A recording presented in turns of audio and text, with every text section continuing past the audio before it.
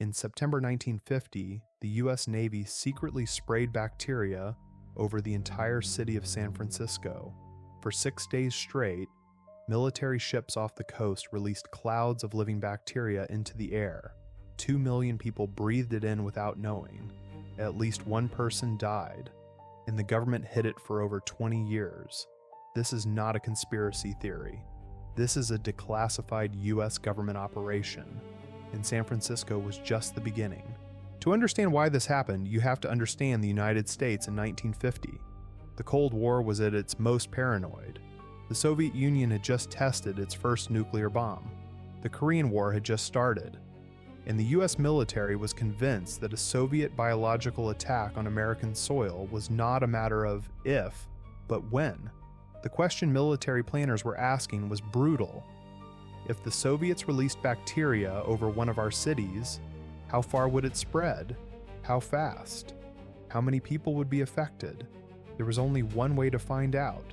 They would have to test it on a real city, with real people, without telling anyone. The operation was called Sea Spray. On the night of September 26, 1950, a U.S. Navy minesweeper quietly left the San Francisco Bay. For the next 6 days, the ship sailed back and forth along the coastline, releasing a fine mist of bacteria into the air using specially designed hoses. The bacteria chosen was called Serratia marcescens. Military scientists believed it was harmless. They were wrong. The wind carried the bacterial cloud directly over the city. Scientists later calculated that virtually every single one of San Francisco's 800,000 residents had inhaled the bacteria. The experiment was considered a success.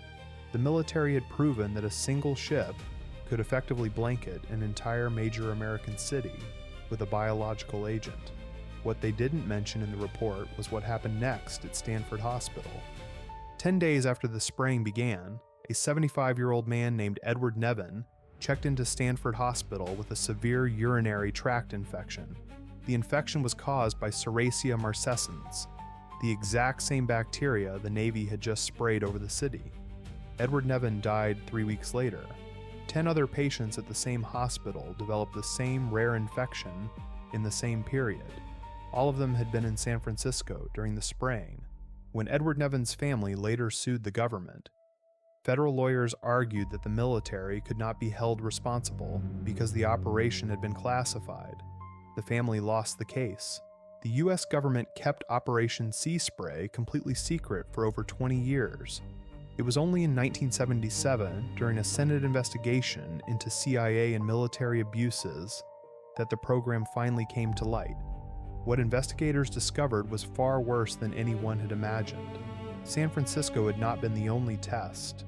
Between 1949 and 1969, the U.S. Army had conducted 239 secret biological warfare tests over American cities.